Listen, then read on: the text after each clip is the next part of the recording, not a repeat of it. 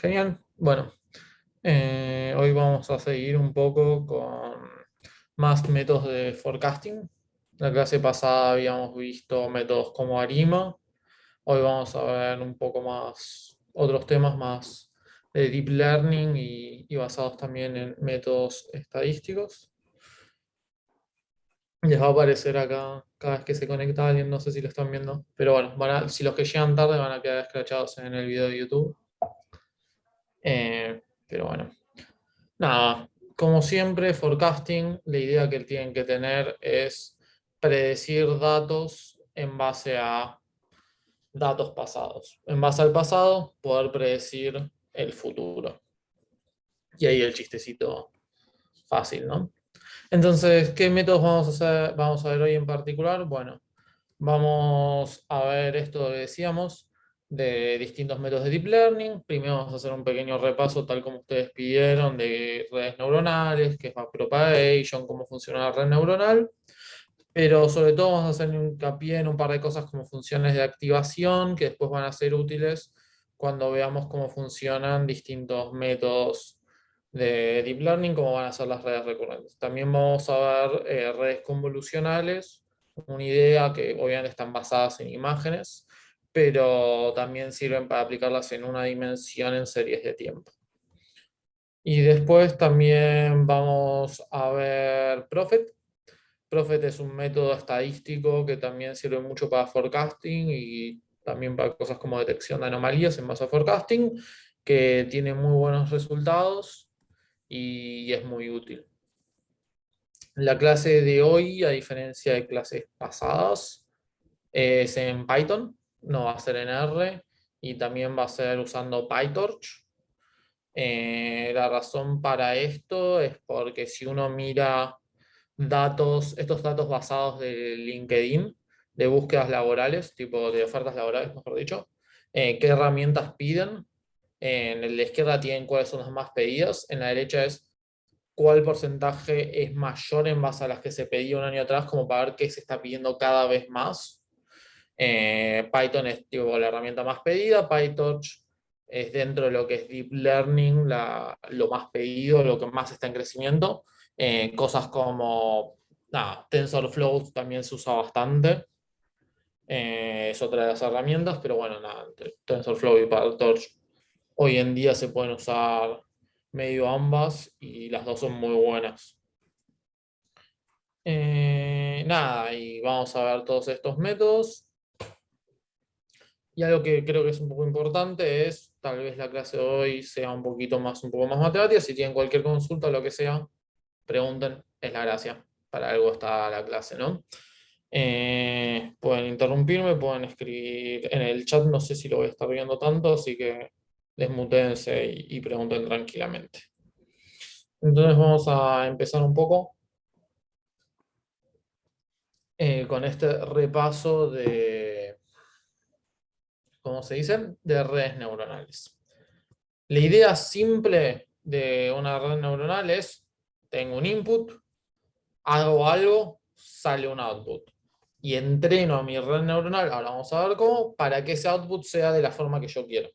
Que a partir de mi input haga lo que yo quiero, que puede ser predecir un valor, generar una clasificación, etc. Esa es la definición que está de Wikipedia, bien clásica, de qué es una red neuronal. Y ahora la pregunta es, bueno, a partir de este input, que son números, porque las computadoras manejan números, y el output que también son números, ¿qué es lo que hace en el medio, no? Bueno, la forma de ver eso es con este esquemita. Este esquemita es lo que se llama perceptrón simple. Una red neuronal son muchos de estos perceptrones. Y lo que hace es muy simple. Tenemos los inputs, que son nuestros x1, x2, x3, x4, x5, que son nuestros valores de entrada.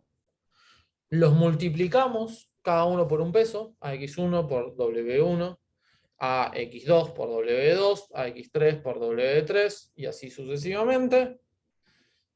Le vamos a sumar un bias, que es lo que ahí se puede ver bien en la función, en la formulita. Le aplico algo que se llama función de activación y eso me da un output, que va a ser el i. ¿Qué es esta función de activación? Bueno, hay muchas que se pueden elegir.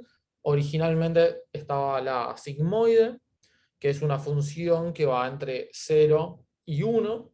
La gracia es replicar un poco lo que hay como la idea de una neurona que o está apagada o está prendida.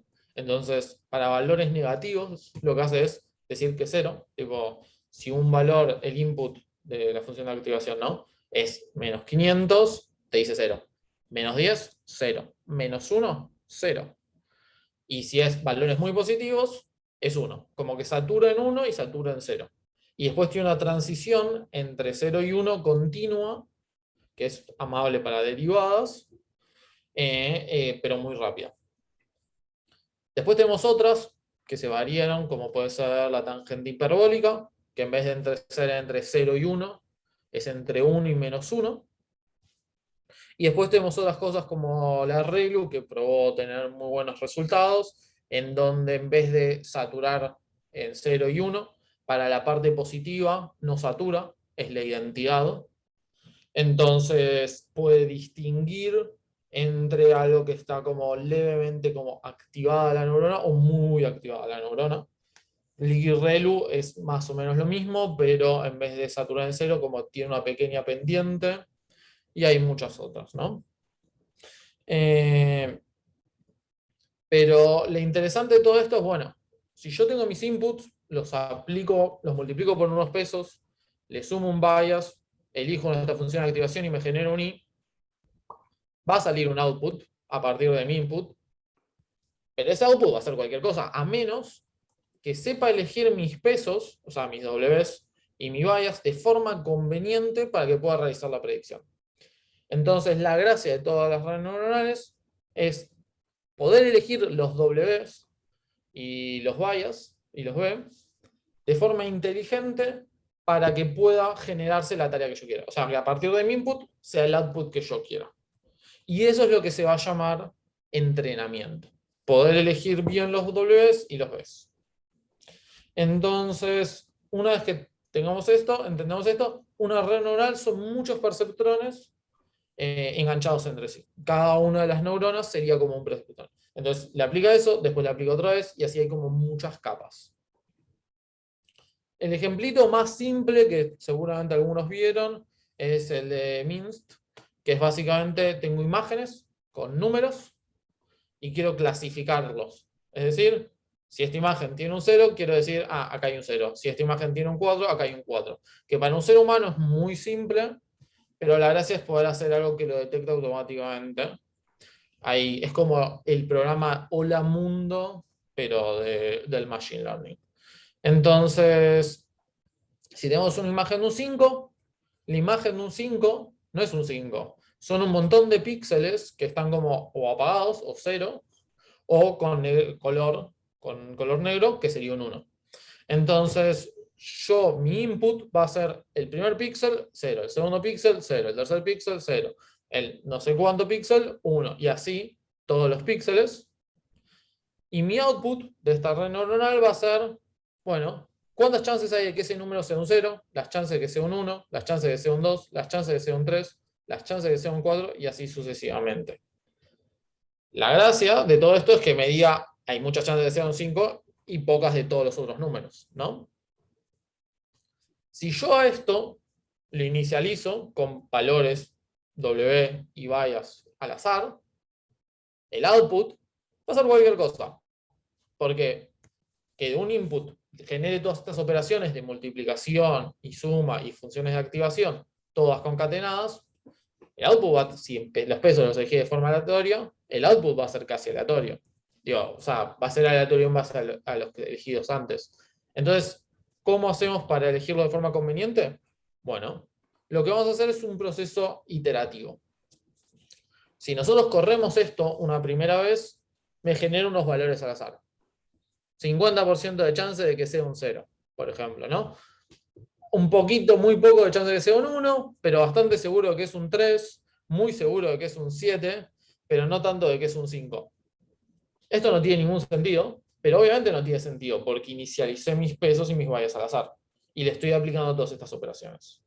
Entonces, para poderle decir al programa, che, estás haciendo las cosas mal y tenemos que corregirlos, primero tengo que definirle qué es lo que yo querría ver. Entonces, en base a eso, genero este vector, ¿no? Este vector es un 0 en todas las coordenadas, menos en la coordenada 5 que le digo específicamente, acá quiero que me digas un 1. Básicamente decime que 0 probabilidad en todos los números y un 1 de probabilidad en que es un 5. Entonces, una vez que le definí qué es lo que quiero que sea, cuál es el target que espero, le tengo que definir cómo lo hiciste. Porque yo le quiero decir, che, el 5, aumentale el número, ponelo un poquito más alto. Pero el 0, me dijiste que había un 50% de chances, y es un montón, tiene que ser más bajo. Y el 1, bájalo. Pero no lo bajes tanto como el 0, pero igual tenés que bajarlo. Entonces, la idea detrás de todo esto es definir lo que se llama una función de costo. Una función de costo, o función de error, hay un montón. Mean Square Error es la más clásica, pero hay otras que suelen dar un poco mejores resultados, como la de Log Likelihood, por ejemplo, que es una de las más usadas. Es básicamente definir el error. Entonces, en este caso, la de Mean Square Error, es decir, el valor predicho menos el valor real elevado al cuadrado. Entonces, si eso, el valor predicho es igual al valor real, el error es 0, buenísimo, pero si le estoy pifiando, ya sea para arriba o para abajo, hay un error considerable. Esto se hace sobre todos, ¿no? La suma de todos los errores. Y una vez que definí esto, digo, bueno, yo lo que quiero hacer es minimizar mi error. Y cuando estamos hablando de minimizar, es básicamente, quiero encontrar, hacer la derivada, ¿no? Yo tengo que derivar y buscar cuál es la dirección en que decrece el costo. Porque es lo que yo quiero, disminuir mi error. Entonces, lo que vamos a hacer, dicho de forma matemática, es derivar esta función de error respecto a mis pesos, a estos W que había elegido al azar. En otras palabras, cómo tengo que variar mis pesos, delta de pesos, para disminuir el error. Entonces, esto es lo que se llama backpropagation, porque parto del valor final, que es el error que tuve, y voy yendo capa por capa para atrás. ¿Por qué estoy yendo capa por capa para atrás? Por regla de la cadena, no es otra cosa que regla de la cadena. Nosotros habíamos definido el costo de esta forma, ¿no? Esto es el mean square error, en donde f de x, que es mi valor predicho, no es otra cosa que la función de activación de la suma de los pesos por mis valores de mi última capa, que es lo que llamo A, más mi bias. Esta L es tipo la última layer, entonces mis pesos de la última capa, el valor predicho de la capa anterior, más mis bias. Y la regla de la cadena es regla de la cadena de derivados, no es otra cosa que eso, en donde se hable todos los términos, pongo los valores, y después es calcular. Todos estos números son números que yo tengo en la red neuronal. Entonces, una vez que hice todo eso, bueno, hago una sumatoria. ¿Por qué? Porque este es el error de una imagen. Yo quiero tener el error de muchas imágenes. Pasarle un montón de imágenes, ir viendo cómo tengo que variar y así modificarlo. Todo esto es lo de Stochastic Gradient Descent. Perdón. Bien, esta es la forma que se modifican los pesos, pero la forma en que se modifican los bias, este numerito que sumábamos antes de aplicar la función de activación, es equivalente. La diferencia es que en vez de tener este DZW, vamos a tener DZB y nos da 1, ¿no? Porque es derivar una constante. Bien. Una vez que tenemos esto, que es cuánto tenemos que variar los pesos, vamos a decir, bueno, en la siguiente iteración, ¿no? Mi W va a ser igual al W de mi iteración anterior, menos un valor eta por esto que tiene que variar. Este eta es lo que se llama learning rate. Que la idea es, yo no quiero variarlo tanto al valor de una iteración a otra iteración. Entonces lo multiplico por un coeficiente, 0,1, 0,01, de cuánto tiene que ir actualizando. Esta es la idea más básica. Hay métodos más modernos que lo que hacen es ir ajustando el learning rate a medida que van pasando las iteraciones, cosa del principio, variar mucho los pesos, cosa que vaya convergiendo más rápido a los pesos reales para que cumpla nuestra tarea, y a medida que van pasando muchas iteraciones, el learning rate se vaya achicando y cada vez sean correcciones más chicas.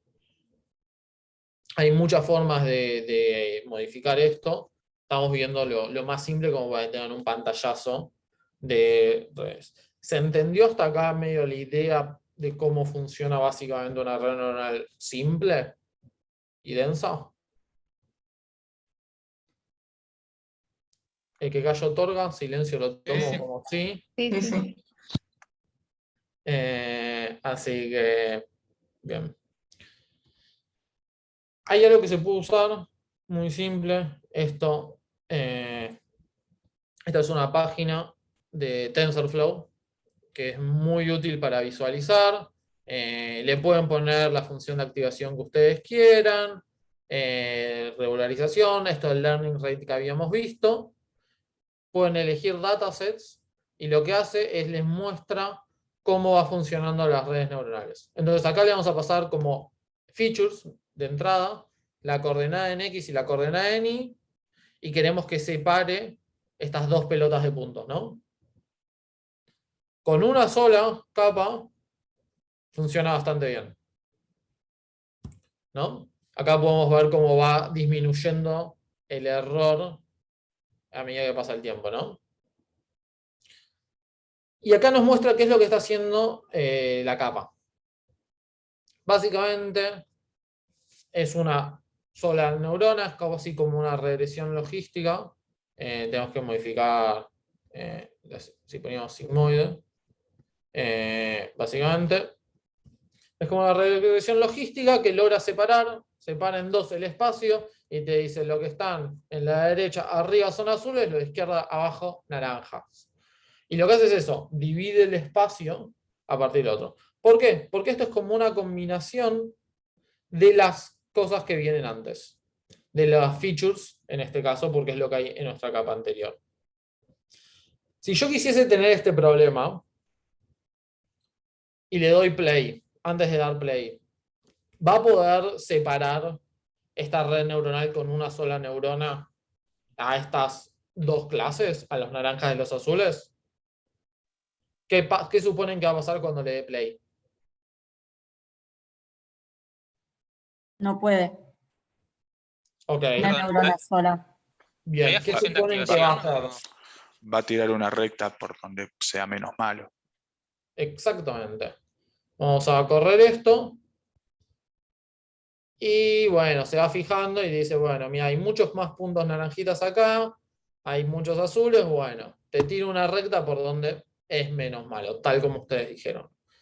Si quisiera algo que pudiese hacerlo un poco mejor, bueno, lo que puedo hacer es, le pongo varias más neuronas, y ahora, ¿qué es lo que vas a hacer? Lo dejamos bastante tiempo, va entrenando, y ahí va pudiendo encontrar algo mucho mejor, que es te encierra las azules en lo que sería como un triángulo. ¿Y qué es lo que está haciendo cada una de las neuronas? Bueno, esta le dice, mirá de acá para acá, esta línea. Esta otra es esta otra línea. Esta otra es esta otra línea. Y lo que va haciendo la siguiente capa es como juntando las capas anteriores.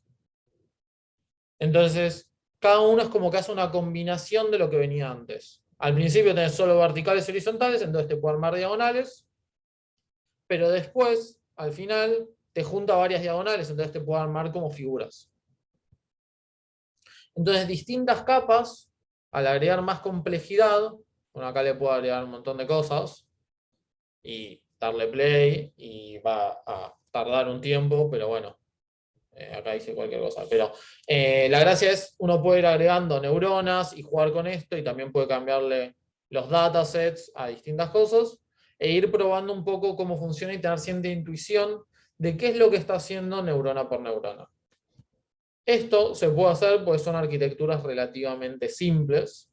Ahora vamos a ver un poco algunas más complejas, en donde cierta intuición se puede tener, pero no es tan simple acá como ver, está mirando esto o lo otro. Si se van a poner a jugar, otras cosas que pueden hacer es agregarle lo que se llamarían como kernels, que es básicamente agarrar tus inputs, aplicarles una función, como puede ser elevarlo al cuadrado, y usar esos como features. Cosas similares a los que vieron como Super Vector Machines, que busca hiperplanos en un espacio con kernels o cosas de ese estilo. Bien, entonces ahora que ya vimos esto y tenemos un pequeño pantallazo de cómo funcionan las redes neuronales, vamos a ver un poco más de distintas arquitecturas.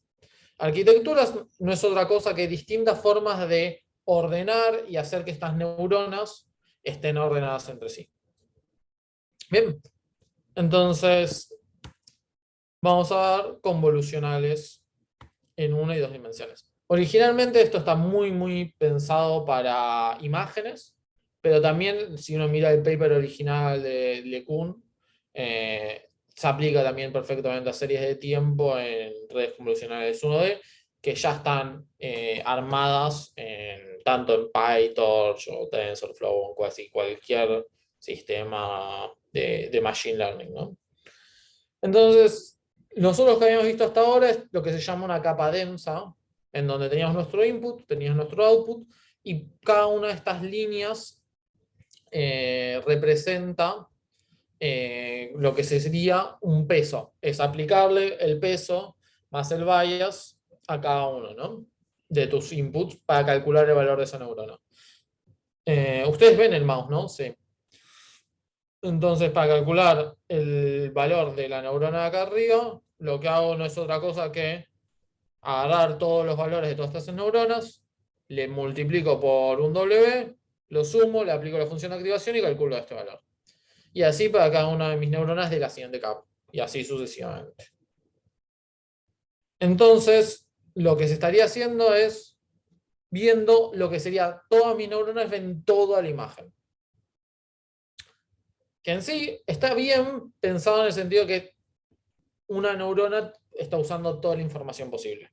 Pero esta tarea puede ser demasiado compleja o no le estamos haciendo fácil a la red neuronal el poder realizar la tarea de clasificación de si hay un gatito o no un gatito en esta foto o lo que querramos ver en nuestra serie de tiempo. Entonces, podemos querer reducirle la cantidad de parámetros que tiene que entrenarse. La cantidad de parámetros, o sea, los pesos y los bias. ¿Cómo? Bueno, si yo tengo un 5 no es otra cosa que un palito horizontal arriba, una curva medio como una C al revés más abajo. Entonces, uno puede decir, bueno, no necesito ver toda la imagen, yo necesito ver que acá se cumpla esto, acá se cumpla esto otro, y ir viendo de a partecitas.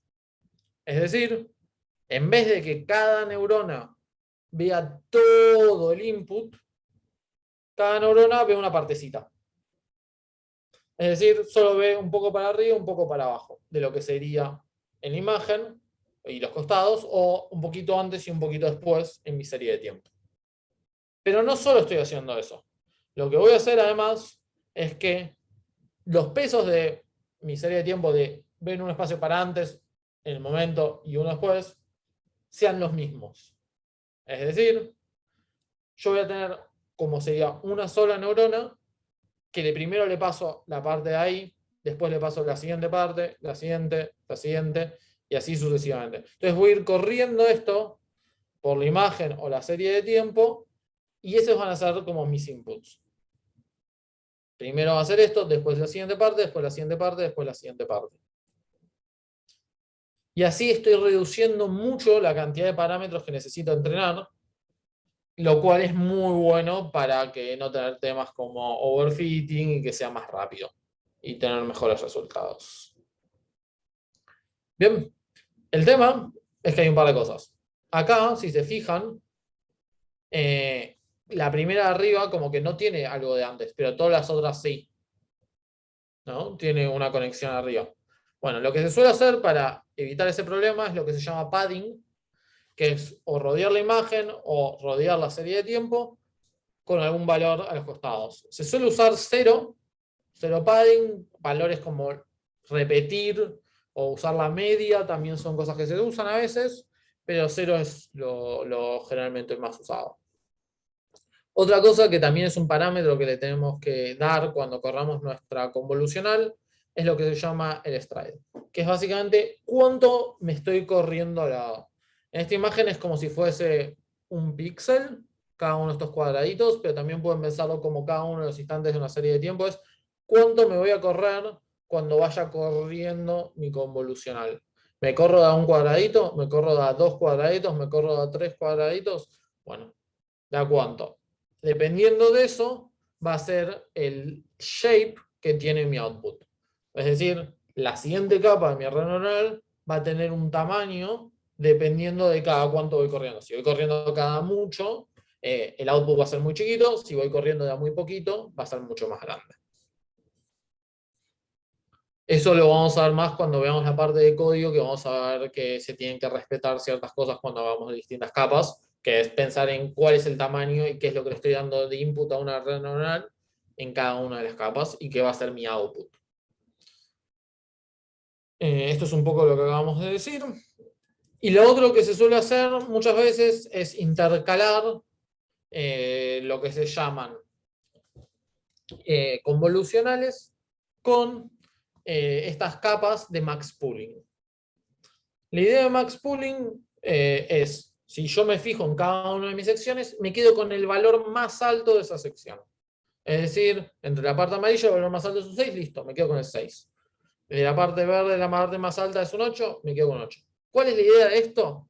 Bueno, si yo estoy viendo algo, a mí no me interesa en qué partecita de toda esa parte de la izquierda o de la derecha pasa algo, sino si pasa o no. Es decir, a mí no me interesa si yo quiero detectar si hay un gatito, en qué parte hay una oreja puntiaguda. A mí me interesa saber si hay una oreja puntiaguda en algún lado. Entonces, con que haya en algún lado, bueno, me quedo con eso. Entonces, entreno mi red neuronal para que primero una parte detecte que haya orejita puntiaguda. Y así cada una de las cosas. Esto se hace automáticamente, no es que yo digo, che, entrená para esto específicamente. Y sí, todas estas diapositivas son medio una excusa para mostrar fotos de gatitos y cosas de ese estilo, como corresponde. Bien.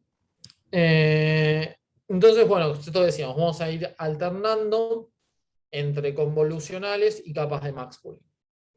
Todo esto, cuando veamos la parte de código, va a quedar más claro de cómo es que esto se lleva bien a la práctica y vamos a mostrar un ejemplo práctico al final de todo.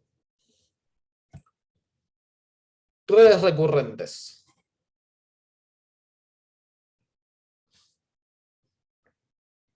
Bien. Las redes recurrentes es otra forma de tener en cuenta y analizar una base de datos para generar forecasting, muy usado en forecasting, pero también en otras tareas de clasificación. Muy útil también en todo lo que es texto, porque el texto se puede pensar como una serie de tiempo en donde primero pasa una palabra, después pasa otra palabra, después pasa otra palabra. Pero también en cosas de forecasting, de acciones, o eso se suele utilizar lo que sean LSTMs, que vamos a verlos apenas más adelante. Antes que nada, para representar lo que era una de estas líneas, una de estas flechas, hasta ahora veníamos usando una línea, ¿no? Teníamos nuestro input, X, y generamos nuestro output, de nuestra, puse H por hidden layer, pero puede ser un valor I, si es la última parte de nuestra red neuronal, que era multiplicarle al input los W, le sumo el bias y le aplico la función de activación. Toda esta formulita es lo que pasa en esta línea verdecita. Ahora lo que vamos a hacer es reemplazarlo por una cajita que se llama A. ¿Por qué? Porque ahora vamos a ver que otras cosas pueden hacerse dentro de una cajita, ¿no? Pero la gracia es decir, bueno, en vez de tener una línea, ahora vamos a tener esta caja que hace una operación. Le entra algo a la caja, sale algo a la caja. Lo que entra es el input, lo que sale es el output. Y hasta ahora lo que habíamos visto que hacen estas cajitas es, agarran el input, le multiplican por un W, le suman un bias, aplican función de activación, sale output. Y si nosotros teníamos una red densa o muchos instantes de tiempo, bueno, para cada instante de tiempo, entre el input pasa por la cajita, sale un output. Entra un input, pasa por la cajita, sale un output. Algo que uno podía modificar, si se quiere, es lo que entra en la cajita es x1 y x2 de tiempo, ¿no? Distintos instantes de tiempo que entran en la cajita y salen en la cajita. Pero no estamos usando todo el procesamiento que estamos haciendo para cada una de las iteraciones. Entonces, lo que entra en las redes recurrentes es esta idea de conectar las cajitas. Es decir, a x1 entra la cajita y sale el output. Pero a x2 entra la cajita y a la cajita también entra algo que salga de la iteración anterior. Es decir, voy usando información de los pasos anteriores de mi red neuronal para generarle el output de este tiempo. No solo estoy usando mi XT de ese momento, sino también estoy usando algo que hizo la red neuronal para XTs anteriores. ¿Qué es lo que estoy usando? Bueno, hay distintas formas de cómo se pueden usar y lo que puede pasar en esta cajita. La forma más clásica es agarro el output de mi iteración anterior y lo meto como input. Básicamente es concatenar, es agarrar un vector, tengo el otro vector, lo junto uno atrás del otro, y eso lo paso por esta parte que es aplicarle la tangente hiperbólica, esta función de activación que habíamos visto al principio, y sale el output para esa iteración, pero también el input para la siguiente. Acá, algo que es tipo, esto es una A, esto sería también otra A, esto es otra A, es todo la misma caja. Los pesos, los bias, son todos los mismos, iteración a iteración. Entonces, es siempre la misma red neuronal por la cual va pasando y van entrando valores y se generan predicciones. Esto tiene un par de problemas. ¿Por qué? Bueno, por cómo se eligen los bias y los pesos a medida que van pasando las iteraciones. Nosotros dijimos, se inicializan de forma aleatoria y después, utilizando cosas como gradient descent, vamos a irlos ajustando paso a paso. El problema es que ahora, si yo hago la regla de la cadena de cómo se van modificando esto paso a paso, no termina con el input de esa vez que entró, sino que pasa otra vez a la caja anterior. La caja anterior que es la misma caja, ¿no? Para la iteración anterior. Entonces, otra vez se multiplica por el valor del peso en ese instante. Lo que es esto muchísimas veces. ¿Cuál es el problema de esto? Bueno, lo que se llama exploding gradient y vanishing gradients, que es, si tengo valores apenitas menores que 1, cuando hago muchas veces esto, como no se queda ahí, sino tengo que multiplicarlo otra vez, y otra vez, y otra vez, y otra vez, y otra vez, se termina siendo valores muy chiquitos. O, en exploding gradients, si son valores apenas mayores de 1, se van haciendo gigantes. Entonces las modificaciones que terminan haciéndose a los pesos hacen que dificulte mucho el entrenamiento de estas redes recurrentes. A partir de esto, la idea que salió es, bueno, hay formas de modificar la arquitectura de cómo funciona dentro de estas redes recurrentes para que no tengan estos problemas. Y así nacieron lo que se llaman las LSTMs, Long Short Term Memory Neural Networks. Básicamente, redes neuronales que pueden usar información a largo y a corto, por eso long y short. En otras palabras, nosotros dijimos que la red recurrente puede ver iteración anterior, iteración anterior, iteración anterior. Bueno, muchas iteraciones anteriores y también pocas iteraciones anteriores. Antes de entrar en detalle de esto, ¿alguna pregunta hasta acá? Sí, yo. Las redes recurrentes, ¿cuál Sí. sería la ventaja con las otras, con las convolucionales? Bien, son dos approaches distintos.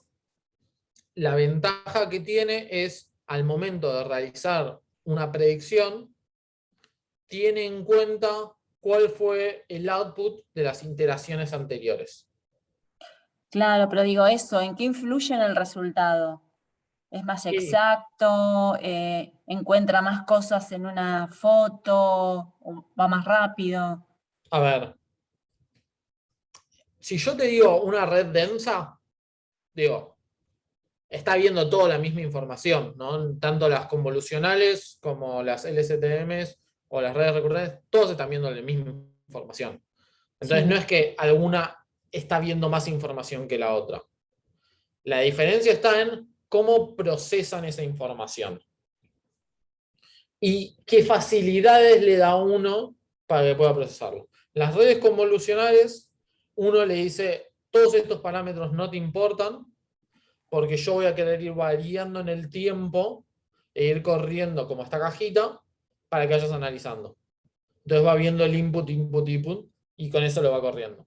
La recurrente, en vez de agarrar el input, de tener como input el tiempo anterior y el anterior y el anterior, la versión simple de las redes recurrentes lo que hace es agarra el output y le aplica esta tangente hiperbólica. Es una forma de, en vez de mirar como más crudo, ver algo un poco más procesado.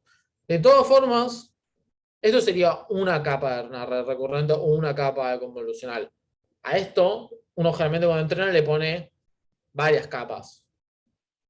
Y muchas veces no se suelen usar solo convolucionales o solo redes recurrentes, sino se suele usar ambas. Pones redes convolucionales y después le pones redes recurrentes. Eso es algo que se suele hacer. Ok. No es que es una o la otra, o dependiendo de algo te conviene usar una o la otra. También hay otra cosa que es qué arquitectura te conviene elegir en base a tu problema o cosas así. Hay mucho que es prueba y error. Es difícil saber a priori cuál de todas te va a dar mejor. Eso es un tema. Si te conviene usar 3 capas convolucionales y después 2 recurrentes, o 4 convolucionales y después 2 recurrentes, tenés que probarlo. No es fácil saber a priori, sin haberlo hecho, cuál de todas te conviene. Por eso cuando me preguntaste qué diferencias hay, la diferencia está en cómo las procesan la información. ¿Cuál conviene para cada caso? Hay mucho que es prueba y error. Dicho esto, Ok. las LSTM suelen funcionar muy bien. Pero tienen un problema que es que tardan mucho más. Ahora vamos a ver un poco por qué. ¿Alguna otra pregunta? A mí me quedó colgada una pregunta de convolucionales. No sé si después Sí. vas a volver. La No, pregunto no, no. después. O sea, podemos saber el ejemplo, pero pregunta tranquilo. Ok. No, o sea, en general cuando lo planteo con 1D, yo lo que pienso, o sea, lo empecé a hacer después de lo que vimos en la clase, ¿no? Que si pones el kernel más chico, estás trabajando con la alta frecuencia, y si pones el kernel más grande, estás trabajando con la baja frecuencia.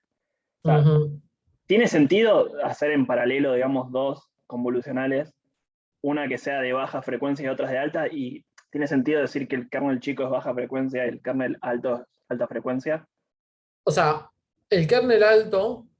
Alto digo, sí, un número. No, no, no, no importa. Digo, también tiene en cuenta el chico, digo. Elegir un kernel grande que mire tipo mucho, tiene en Sí. cuenta grandes variaciones, pero también pequeñas variaciones. Ok, o sea, yo lo veía como que si es más grande, está tomando más cantidad de datos y después Sí. promediando. Y capaz O que sea, alguna variación queda como hundida ahí. sí, o sea, se pueden usar varias capas. Lo que se suele usar es también lo que se llama hacer varias como en simultáneo. Ok, Digo, no solo hacer pasar como una cajita por todas, sino pasar muchas cajitas. Y por eso, si vamos para acá, esto, que yo te alargo como el output channel, me sí, quede más largo porque te paso muchas cajitas. Entonces me queda como varias veces. Eso está bueno porque así puede detectar distintos tipos de frecuencias, tipo cosas que varían muy chiquito, cosas que varían muy largo, y cada una como tiene una función especial. ok, ok. Eso Lo lo estoy hace. digiriendo, no me quedo callado, lo estoy pensando. Ok, dale. Gracias.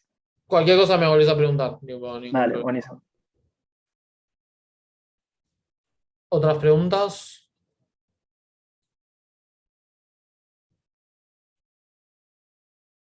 Bueno, entonces seguimos con las LSTM.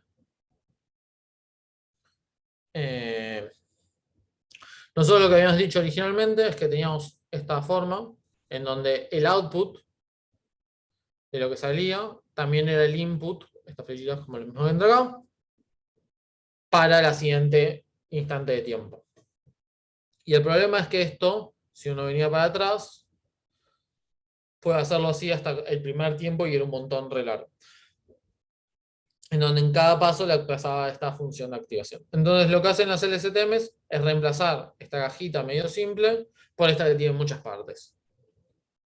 Que ahora vamos a ver qué es lo que hace cada uno, pero tiene bastante sentido cada una de estas partecitas qué es lo que hace.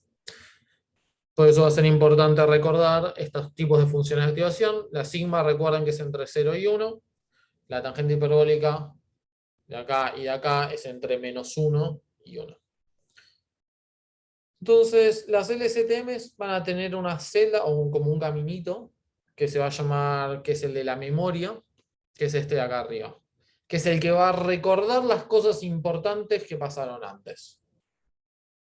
Es decir, que de todo lo que ya pasó es importante que tenga en cuenta para mis siguientes iteraciones y para la predicción que voy a realizar.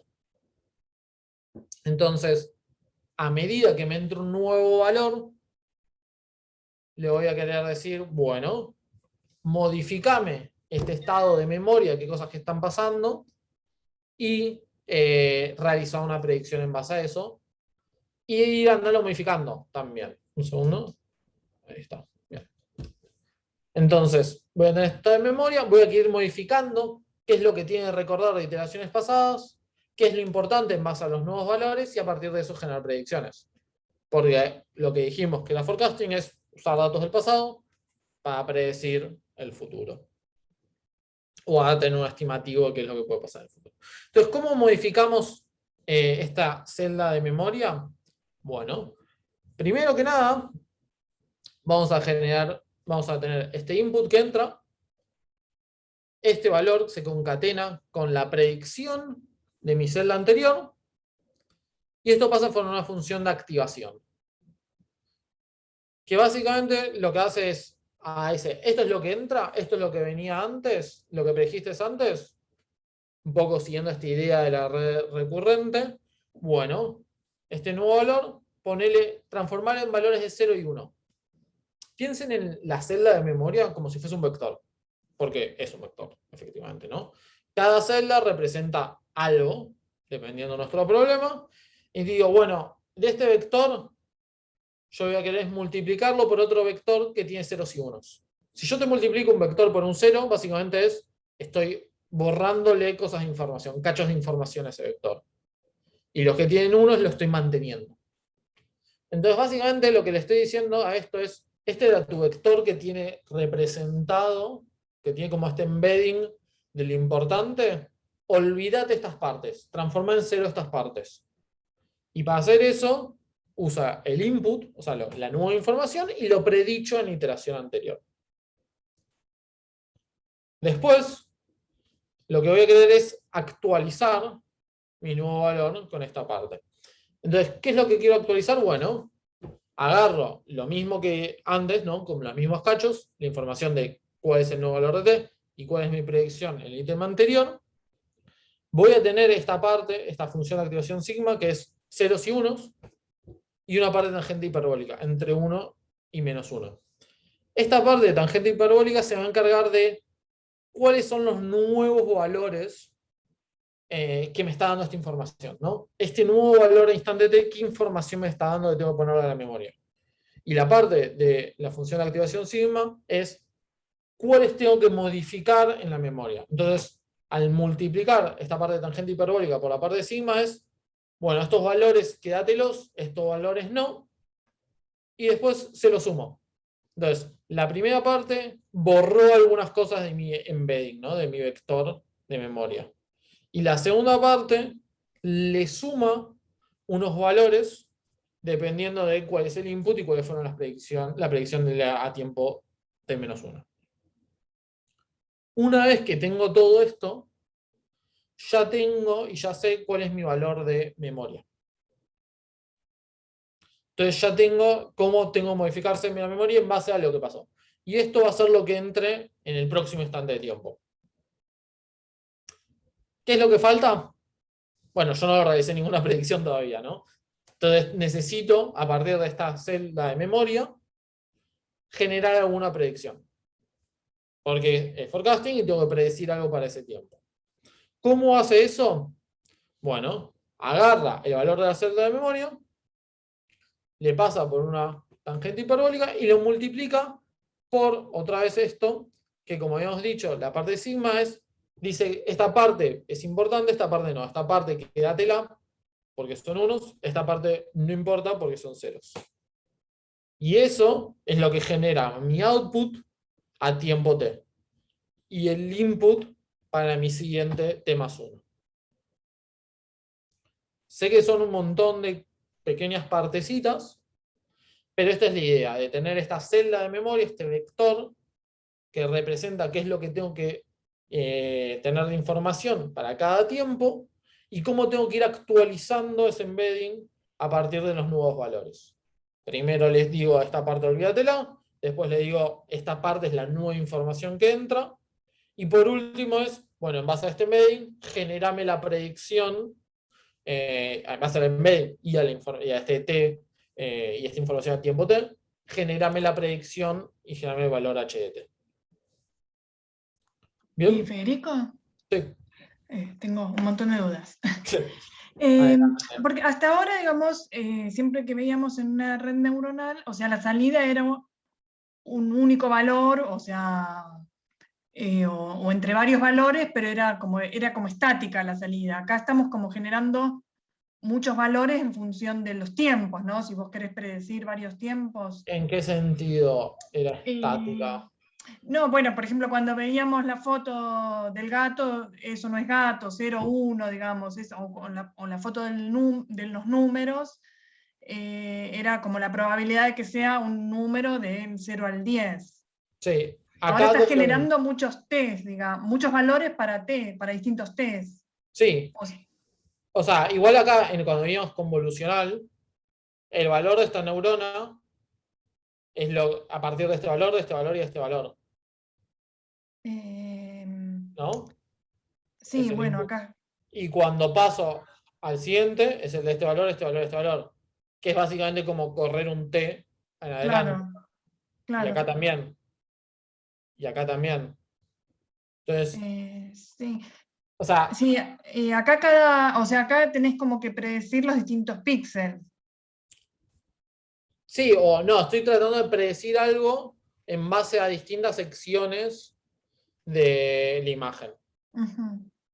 Que es básicamente lo mismo que decir, estoy tratando de predecir algo en base a distintos fragmentos de tiempo. Está bien, sí. Que es lo mismo que estoy haciendo en la LSTM de, para cada instante de tiempo, estoy tratando de armar una predicción. Está bien. Sí. Y otra duda que te iba a preguntar de eso mismo. En la slide que estábamos viendo recién, en este caso como que tenés como muchas funciones de activación, ¿no? Sí. Hasta ahora siempre era una sola función de activación Sí. Para toda la red, y acá es como, ¿esto sería una neurona, esta caja, o...? No, en verdad cada una de estas cajitas en donde hay una sigma o una tangente hiperbólica sería como una neurona. ¿Como una neurona o una capa, digamos? Como una neurona. Pero se usa como bloque, porque vas a querer usar tipo todo esto junto siempre. Claro. Sí. En verdad esto es como muchas neuronas todas metidas como juntitas y se usan distintas funciones de activación para distintas cosas. Claro. Por eso decía que la idea de esta de tener una red súper simple con un montón de flechitas y que sean solo así es para el caso denso. Después, en verdad, uno tiene un montón de flechas que se entrecruzan porque cada una de estas cajitas es como una neurona, Claro. que van generando a su vez su output y se engancha con el output de otra parte haciendo alguna operación como puede ser sumar o multiplicar. Ujú. Está bien, gracias. ¿Quedó un poco más claro? Sí, igual es como que lo veo complejo, como que no se me ocurriría a mí cómo generarlo, digamos. Pero bueno, supongo que viendo un ejemplo. Sí. Igual, por suerte, uno puede hacer todo esto a gran nivel. O sea, no sé si vieron el chiste de cómo hacer para levitar y es tipo Python import levitar y ya está. Bueno, Claro, tal cual. existe el Python import LSTM a la cajita. Está bien. Levitar te lo debo, pero la cajita está. Bueno, Pero me parece que es importante que tengan contexto de cómo funciona acá las cosas que usan y no darles solo, che, pongan import y ya está, y pueden hacer la predicción, porque van a poder hacerlo, pero se quedan sin la posibilidad de entender cómo modificar algunos detalles para que quede mejor. claro. Y yo tengo una consulta. ¿Este tipo de redes Sí. tienen aplicación específica en series temporales, por eso las estamos viendo, o tienen Sí. otras aplicaciones? O sea, las convolucionales son muy, muy usadas en imágenes, Sí, eso lo vimos en la materia. pero convolucionales en una dimensión se usan bastante en series de tiempo. LSTMs está pensado para serie de tiempo. Tipo, ya desde el nombre es tipo long short term memory. Es tipo, puedo usar información que pasó hace mucho tiempo y hace poco tiempo. Ahí está. Claro, es como la idea de una serie de tiempo, es para predecirme el valor de ahora, usar cosas que pasaron hace mucho tiempo y cosas que pasaron hace poco tiempo. Está muy pensado, se usan bastante para lo que es texto, en base a esta idea que decía de una frase se puede pensar como una serie de tiempo, en donde a cada t le corresponde el valor de una palabra. Entonces, si vos querés generar texto, es bueno, predecime cuál va a ser la siguiente palabra. Ahí está clarísimo, gracias. Pero sí, se usan un montón en series de tiempo. Por eso damos justo estas en particular, no es que hay un montón de otras arquitecturas.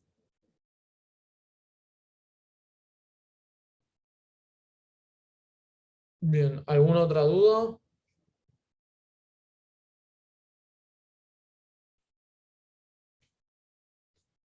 Bueno, entonces un poco esto que decíamos recién, para darle un mini cierre a LSTM y ya pasar a Prophet, que es, las LSTMs tienen en cuenta esto de la estructura ordenada de una serie de tiempo, porque van tomando tiempo a tiempo como nuevo input.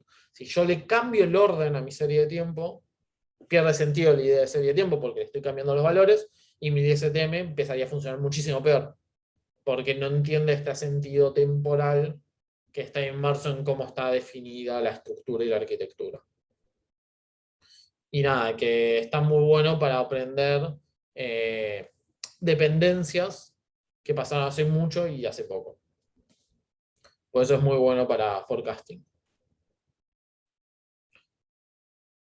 Bien, y de hecho hasta que aparecieron cosas como atención y transformers era como de lo mejorcito que había.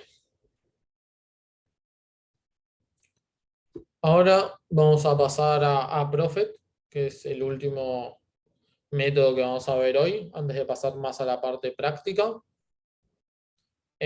Prophet en sí tiene algunas similitudes en cómo está planteado con ARIMA, en el sentido de que no es deep learning, no es una red neuronal, sino que es un método estadístico para generar predicciones. Y como habíamos visto con otros métodos, bueno, lo que usa Prophet es descomponer una serie de tiempo en otras como tres partecitas. O sea, analizar tres cosas distintas de una serie de tiempo, que es la tendencia, lo que es la seasonality, que es básicamente periodicidades, ya sean de baja o alta frecuencia, y HT, que es tipo, la H viene de holidays, que es básicamente outliers, días en donde las cosas pasan distinto. Está tan pensado para series de tiempo que le ponen holidays porque es como, bueno, cuando yo quiero realizar una predicción, los feriados me afectan un montón, pues son claros días en donde pasan cosas distintas. Entonces directamente estos outliers los llaman tipo holidays. Entonces, ¿cómo es que analizan cada una? Bueno, para lo que es la tendencia, usan una fórmula similar a esta es como una versión un poco simplificada, en donde, ahí tiene el grafiquito, en donde lo que van a querer es estimar estos parámetros. Entonces, todas las tres funciones que vamos a ver, van a ser un método similar al de Newton, para estimar el valor de ciertos parámetros y ajustar en base a lo que se ve en una serie para generar valores futuros. En este caso, es similar a cómo funciona un capacitor. Entonces, por eso la serie de capacitancia y determinar los valores de K y M. Esto es una sigmoide en donde va creciendo. Si se fijan, uno puede modificar estos valores K, M. El M es tipo un desfasaje temporal, ¿no? Y, bueno, lo que hace es correrlo. El K y el C, para que estirarlo, la sigmoide, y que te quede bien como si fuese una lineal, o acortarla y hacerla una sigmoide con una transición muy rápida. Son distintos parámetros que ajustan.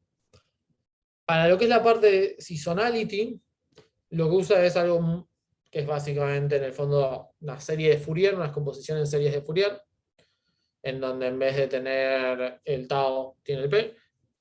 La idea de esto es una serie periódica, se puede descomponer, esto es tipo de demostración matemática, en una sumatoria de senos y cosenos con distintos periodos. Entonces, porque senos y cosenos lo que hacen es formar una base completa en este espacio. Y bueno, básicamente es eso. Entonces, cualquier periodicidad, dice, bueno, esto es como si fuese un coseno o un seno de tanto periodo. Y de esta forma puede detectar pequeñas variaciones, cosas de baja frecuencia y cosas de alta frecuencia.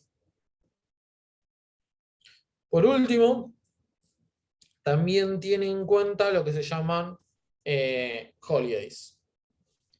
En el paper original habla de casos como, ahí abajo está el paper por si quieren leerlo, pero hablan, por ejemplo, de Navidad, que es algo que pasa todos los años y que se sabe cuándo pasa, pero también hay otras como el Super Bowl, paper de Estados Unidos, hablan del Super Bowl, que pasa todos los años, pero pasa en distintas fechas, entonces uno le tiene que poder decir, estos días son distintos, no necesariamente todos los 25 de diciembre pasa algo, y que eso es más periódico y se puede dar cuenta, sino están estos días que van variando.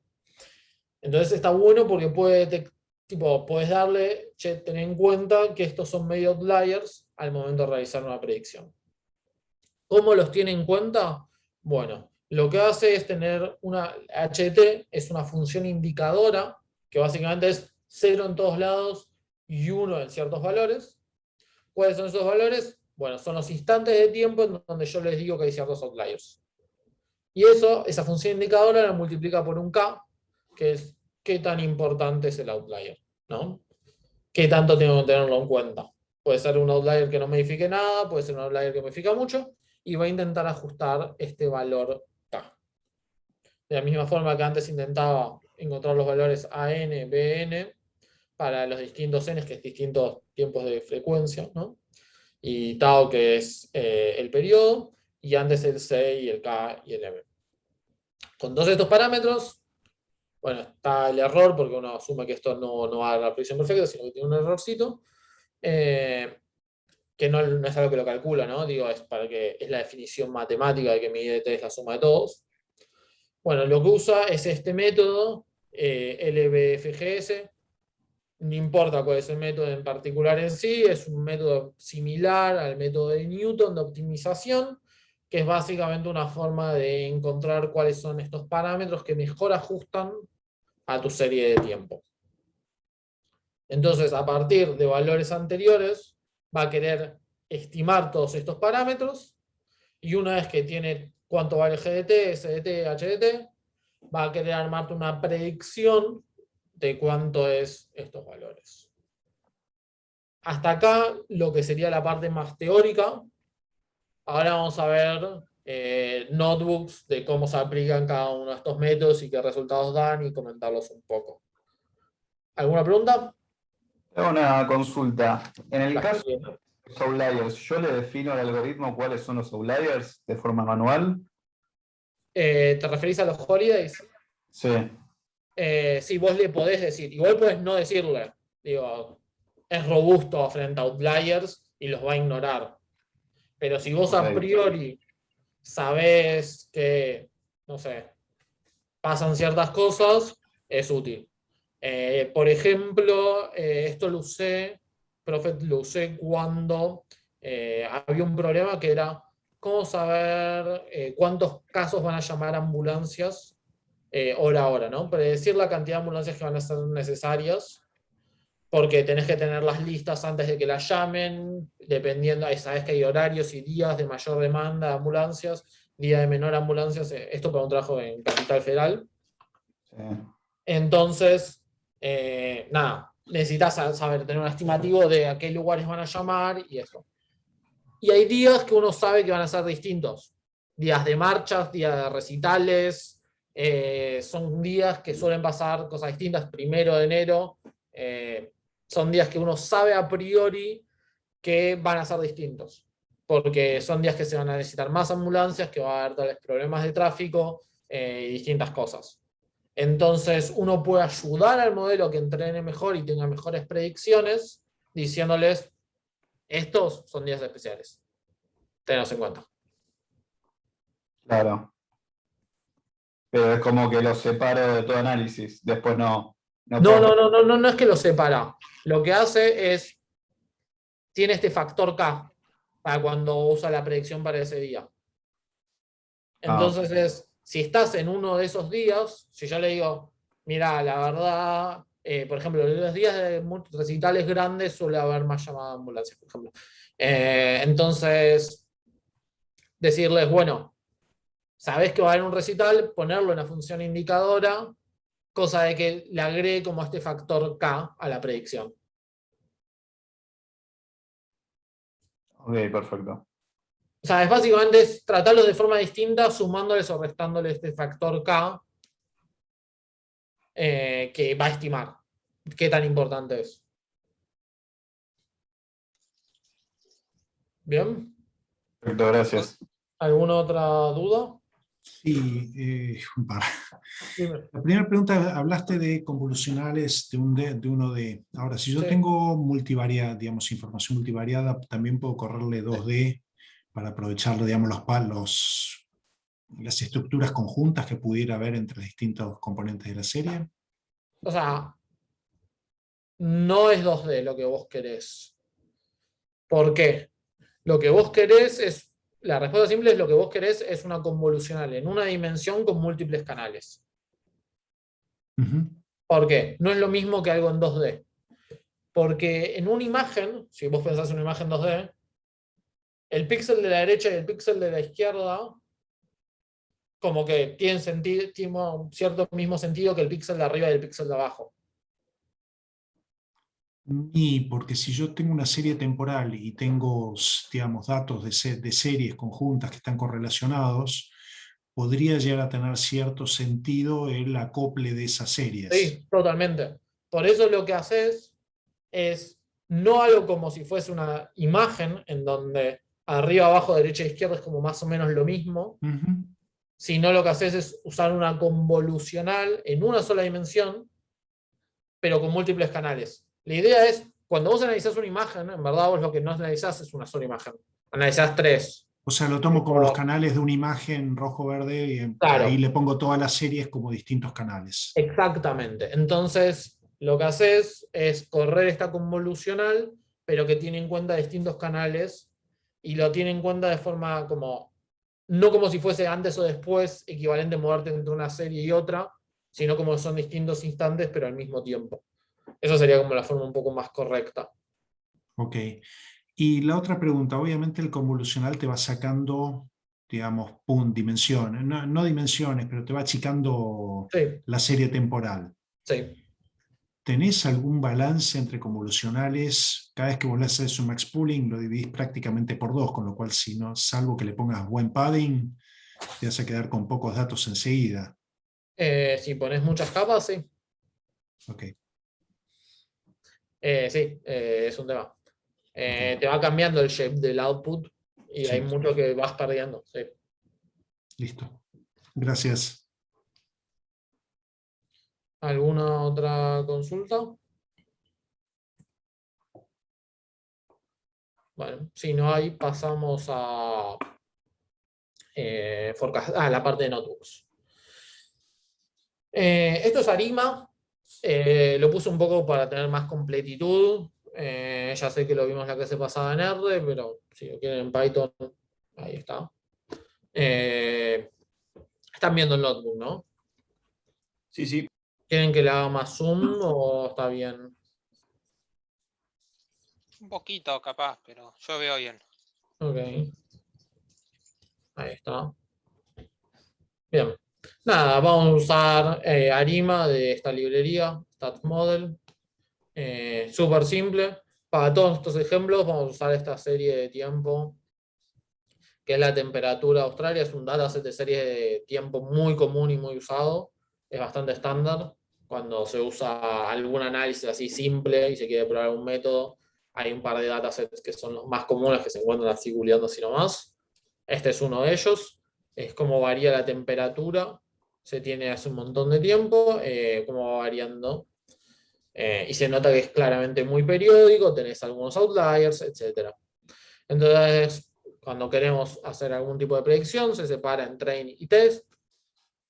Vamos a quedarnos con el 2/3 de train, 1/3 de test. Vamos a entrenar nuestro modelo de ARIMA, como habíamos visto en la clase pasada. Podemos seleccionar los distintos órdenes. Se los ponemos acá. Acá puse un poquito de la documentación oficial que es cada uno, para que lo puedan ya tener. Y esto generaba este cono del margen de incerteza. Y después uno puede medir tipo métricas como el mean square error o un montón de otras métricas de error dependiendo de cuál es nuestro problema puntual. Entonces, todo un pequeño repaso de lo que vimos en la clase pasada.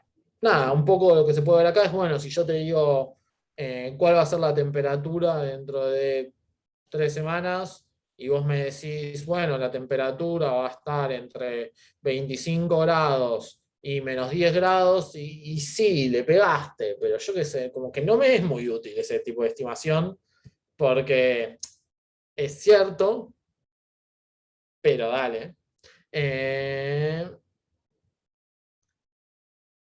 Bien, se ve estacionario, técnicamente se ve una pequeña decadencia, como pequeña para abajo. Ahí estás comparando, digamos, tus datos porque es el último tercio que estás prediciendo. Claro, sí, sí, sí, es el último tercio. Los primeros 2/3 los usé solo para entrenar, el último tercio es eso. Sí, calentamiento global no es una mentira, pero no importa, no viene a cuento. Hay formas un poquito más eficientes y no necesariamente que crezca o que suba la temperatura es sinónimo de calentamiento global, porque hay lugares donde baja en base al calentamiento de glaciares, otro tema. Igual lo dije por lo que veía ahí No, nomás, ¿no? sí, ya Obviamente. sé, supuse que no era oficial. O sea, uno que se esperaría que no sea estacionario, ¿no? Si fuese muy notorio. O sea, que no sea Hay un cíclico. montón de factores que entran en juego. Con lo cual, esto es un año, digo, porque se ve la periodicidad. No hay tantos años tal vez como para tenerlo en cuenta. Y otro factor a tener en cuenta es, si uno mira, por ejemplo, la temperatura promedio que hubo durante la última era glacial en el mundo, digo, tipo dinosaurios, ¿no? No dinosaurios, pero justo después, la temperatura promedio era 4 grados más fría que la de ahora.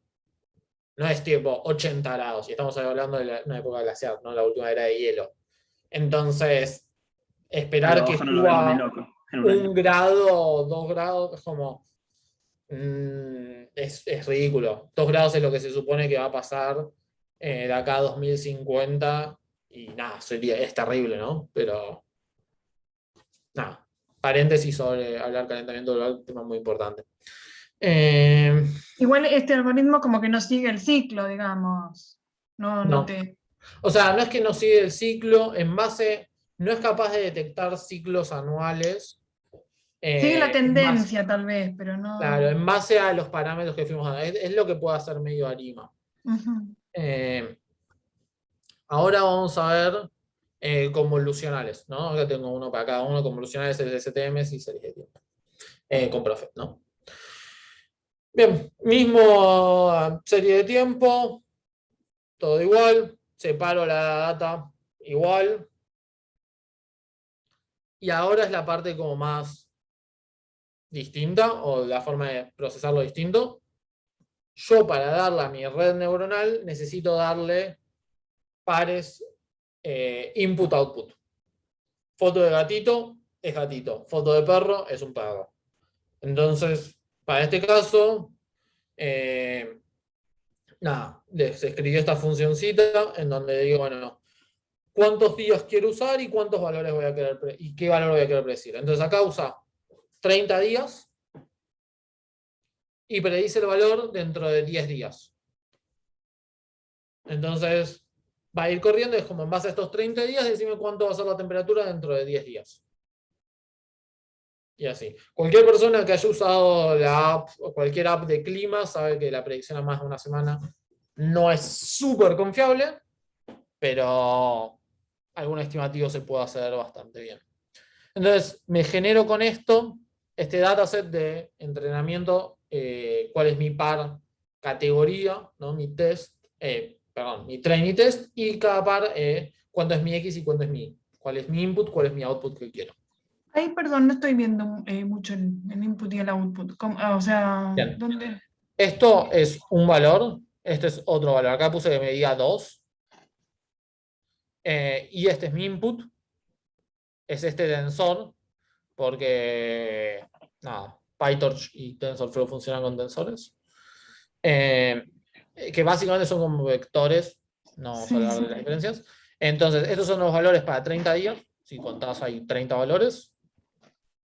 Y este es el tipo, la temperatura, tanto, está normalizado, ¿no? Pero, Por eso no entendía mucho. Está todo normalizado. sí. Y este es otro valor, el valor dentro de 10 días. Y después es corrido a venida. Si te fijas, este valor es este valor.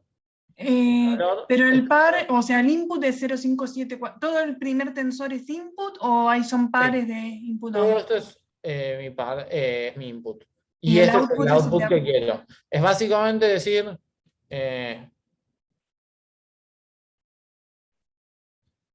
esto, acá que son 3, Sí. bueno, son 30 en este ejemplo.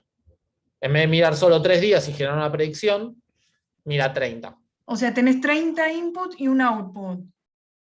30 valores de tiempo Ujú. que entran como input y un output, sí. Y perdona, la confusión que tengo es esos 30, ¿son de 30 días? Sí, cada uno Bien. corresponde a un día. ¿Y el output de qué día corresponde? O sea, 10 días en adelante. Pero le podés setear lo que uno quiera, ¿no? Claro, Digo, eso es lo que no termino de entender. O sea, vos tomas los 30 días pasados, no termino de sí, entender. podría generar la predicción para el día de hoy si quisiera y acá te pongo un 0. Y lo haces en función de... Claro, pero es todo temperatura. Esto sería Sí. todo temperatura. Y estás contando con los datos de 30 días, predecís en día 31, por ejemplo. No, para el día 40. 10 días en el futuro. Ah, Pero para hacerlo un poco más difícil, si se quiere, yo podría decir, bueno, agarro estos 30 valores y busco predecir el valor de mañana. está bien. Sí. Vos en el resultado le pusiste 1, le podrías haber puesto 7 también. ¿Cómo? En el resultado le pusiste un día, pero ahí le Sí. podrías haber puesto 7 por lo que dijiste. Sí. Sí, perfectamente. Le puse 1 porque es más fácil para plotearlo al final. Digo, si yo te predigo 7 días y después corro un día y te genero 7 días más de predicción, como es más difícil para plotear. Pero sí. Ok. Ahí consulta, ese 0,1407 que tenés marcado, ¿ese sería el target? Sí, exactamente. Claro, un tensor, un target y así. Sí, 30 de input, 30 un días, output sí. o target, sí. Que son 10 días después de toda esa serie. Exactamente. Ahí está, gracias. Perfecto. Y este es otro valor. Bien, entonces, después tengo que generar mi clase red neuronal, que es esto de acá. Básicamente es como jugar con Legos, porque voy a como enganchando ladrillitos uno atrás del otro. Lo que voy a tener es algo que sea una convolucional en una dimensión, le aplico mi función de activación, que va a ser la ReLU, esto que habíamos visto que era serie y después la lineal, y después una capa de max pooling en una dimensión. Y esto le aplico, una vez que le apliqué una capa, le aplico otra capa igual. Básicamente es dos convolucionales con dos max poolings en el medio. Y yo le voy a decir, bueno, tenés tu input, ¿no? Cuando corra el forward, pues yo tengo que definirle primero cuando inicializo cuáles son los ladrillitos que voy a usar, y después le digo correlo. Entonces, entra el input, entra mi X, le aplica la convolucional 1, a ese output le aplica la convolucional 2, y después genero mi output. Esto es básicamente agregarle una capa densa al final de todo. Entonces le voy a aplicar dos capas convolucionales y otra como las que vimos al principio de todo, que es tipo completamente densa. Eso es algo que se suele usar bastante, como que uno no usa solo convolucionales, sino al final usar al menos una capa densa para generar una predicción. Suele dar buenos resultados. Y después para entrenar Y, es perdona, bastante... ese, y al final, ¿eso qué es? Ese view -1, 8×5, ¿eso qué sería? Esto le cambia el shape. ¿Por qué? Porque cuando yo le paso muchas convolucionales, me queda como en una shape rara que no la toma la densa, por cómo está armado PyTorch. Entonces le tengo que cambiar el shape al tensor, o al vector, pensarlo así, que en vez de ser como todo medio alargado, pasa a ser como todo ordenadito para que pueda tomarlo. Es algo simplemente de cuestión de shape. Pero eso es como siempre son los mismos parámetros, ¿o cómo uno No, te das cuenta? Bien. Bien, ¿cuáles son los shapes? Esto cambia -1 porque quiero que me lo alargue todo. Y 8×5 porque es tipo el output. El output channel y el kernel size de la capa anterior. Y acá tenés, y este es el input channel es 5 porque el output es 5 de la capa anterior. Está bien. Y el input es uno solo porque en este no tengo esto que decíamos antes de muchas series de tiempo, no. Yo solo tengo la serie de la temperatura. Pero si además tuviese precipitaciones u otras series de tiempo, tendría más de un channel y tendría que modificar este numerito. Después también está el stride y el padding, que son estos otros hiperparámetros que habíamos hablado antes. Bueno. La verdad, o sea, si ponen un numerito que no está mal, le vas a tirar un error y les va a decir pone tal número. En el peor de los casos. Pero van a tener que modificar estos numeritos de acá, que cuál es el input, tienen que hacer coincidir el input de uno con el output del anterior, lo cual me suena súper lógico. La siguiente caja tiene que poder tomar de tamaño lo que sale de la cajita anterior. Entonces, para que corra... Una consulta. Por ejemplo, en el caso que decía Javier, que decía dos series que están correlacionadas, ahí pone un input channel de 2 y sería en el vector tendrían que ser todos vectores, o sea, todos a raíz de 2, o sea, 30 a raíz de 2. O sea, acá en vez de tener este tensor... Ese tensor, sí. Este tensor, piénsenlo, es una matriz, ¿no? Puedes pensarlo. Sí. Que es de una sola dimensión de largo. Sí. Porque es tipo un numerito al lado del otro. Vos lo que le vas a pasar es una matriz de en vez de 30×1, que sea de 30×2. Porque va a tener un vector arriba y otro abajo. Ok, los canales. No, para saber cómo se arman esos tensores. Perfecto. Básicamente le pones el otro abajo y los concatenás. Tipo, hay una función que es concatenate. Y. No, concatenate no. Un join. es lo que querés. Es básicamente hacer cosas con matrices. Los tensores no son otra cosa que matrices para lo que uno lo está usando acá. Sí, sí. Entonces, es como si en vez de tener un vector en NumPy, tenés una matriz con un vector arriba y otro vector abajo. Es eso solo. Perfecto, gracias. Y le tenés que modificar en input channel, ahí sí que sea un 2 o la cantidad de series de tiempo que tengas.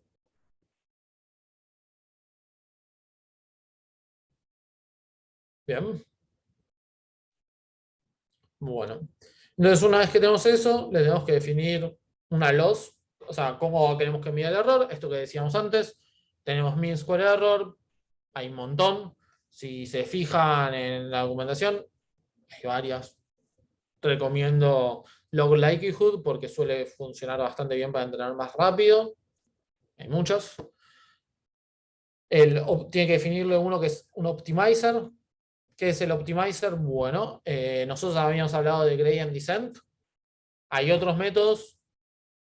Adam, si quieren usar gradient descent, acá les puse comentado cómo es. Con el uno tiene que definir cuál es el learning rate.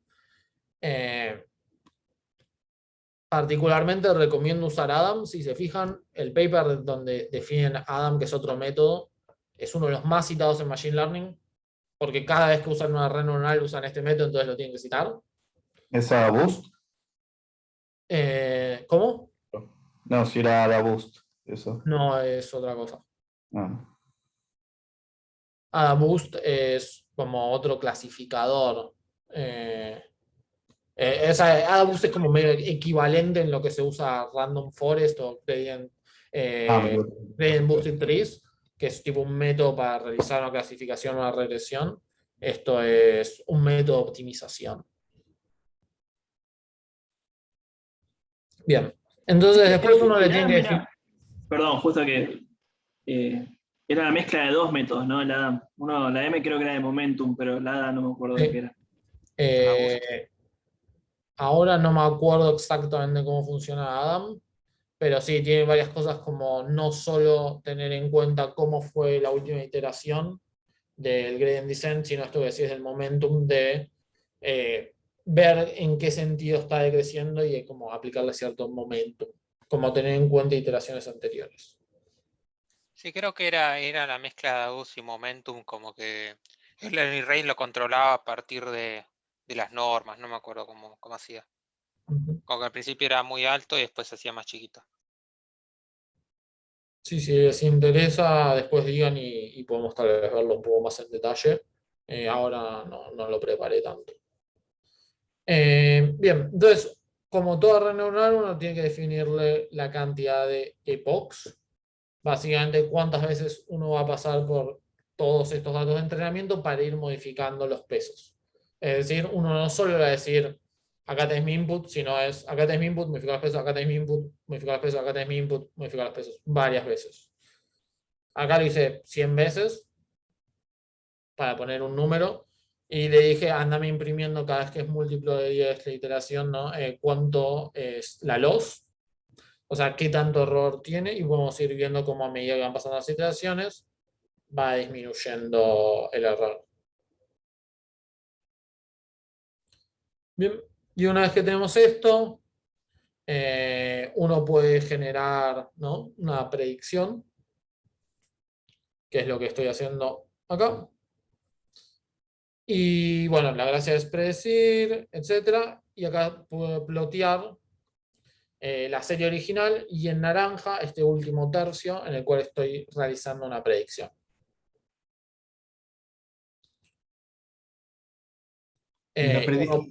La predicción ahí la haces día a día, o sea, calculás los 30, digamos, tomás los 30, calculás el siguiente, te moves un día, no es usar la serie, que todo el entrenamiento para ir prediciendo los 30 o los 1000 días para adelante. Metodológicamente, esto es distinto a cómo funcionaba Arima. Arima, yo le digo, este es mi entrenamiento, predecime todos. Acá le digo, esta es la forma de entender mis datos, a partir de 30 días generarme una predicción, y después voy haciendo eso muchas veces. Dándole 30 días y que me prediga, dando 30 días y que me prediga. Y para el día número 2, por ejemplo, ¿tenés que darle la predicción anterior o siempre con los 30 No. días? La forma en que esto está entrenado es yo te doy 30 días y me generas una predicción.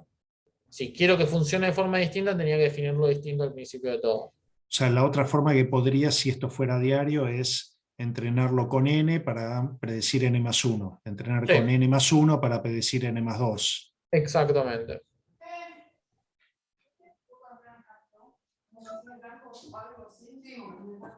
Bien. Igual, vos entrenaste, le pasaste 30 días y para predecir el día 40. ¿Sí? Después te corriste un día y le pasaste otros 30 días para predecir el día 41. Pero cuando Sí. llegues al día 40, no podés entrenar con ese día. Bien. Yo estoy entrenando y entrenando significa modificar mis pesos y mis vallas. Eso lo hago solo con la parte de entrenamiento, con la parte de acá, antes de predecir valores. Una vez Sí. que entrené, yo ya dejo fijados cuáles son mis pesos y cuáles son mis vallas, y ya dejo fijado cómo es mi modelo. Ya no lo modifico, ya no toco más mi modelo.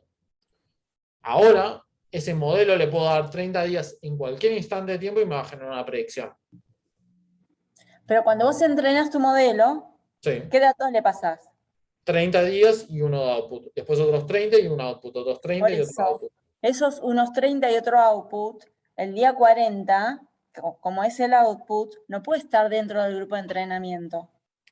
Está bien, entiendo lo que decís, pero cuando está generando la predicción de ese número, no está mirando, no está teniendo en cuenta eso. No, vos ahí usaste hasta el día 2500 para entrenar y después usás cualquiera de entre 2500 y 3700 para predecir. Y vas Exacto. moviendo la ventana desde 2500 Sí. menos 30, es decir, 2470, hasta el fin de la serie. Sí. Lo que vos me estás diciendo es que tal vez estoy como haciendo trampa, porque durante el entrenamiento, entre el día 0 y 30, estoy tratando de predecir el día 40, pero ese día 40 se lo estoy dando como input para predecir un día más adelante, ¿no? Exactamente. Eso Hasta el mismo. 2510 estarías haciendo trampa, a lo sumo 10 en 10 predicciones.